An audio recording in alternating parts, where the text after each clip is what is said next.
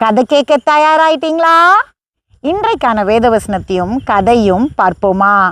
சிலருக்கு ரொம்ப பெருமை இருக்கும்.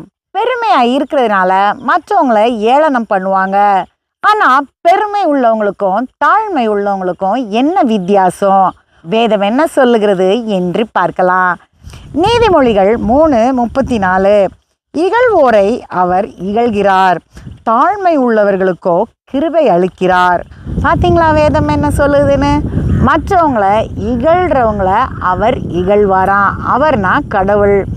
அதே மாதிரி தாழ்மையாக நடந்துக்கிறவங்க கிட்ட அவர் கிருபையாக இருப்பாராம், அதாவது ஆசீர்வாதங்களை கொடுப்பாராம். ஆபிரகாம் லிங்கன் அதிபரான பிறகு தன்னுடைய முதல் செனட் கூட்டத்துக்கு போனார். அங்கே போய் தன்னுடைய முதல் உரையை அவர் பேசணும். இவர் உள்ளே போனோடனே அங்கே இருந்த ஒரு பணக்காரர் அவரை வாழ்த்திட்டு அவர்கிட்ட கேட்டார், உங்கள் அப்பா தான் என்னுடைய குடும்பத்துக்கே ஷூ தச்சு தருவார் அப்படின்னு. இதை கேட்ட உடனே அங்கே இருந்த எல்லாருமே சிரித்தாங்க. அப்போது ஆபிரகாம் லிங்கன் ரொம்ப பொறுமையாக பதில் சொன்னார். அப்போ சொன்னார், எங்கள் அப்பா தான் உங்கள் குடும்பத்திற்கே ஷூ தச்சு தருவார், அது எனக்கு தெரியும்.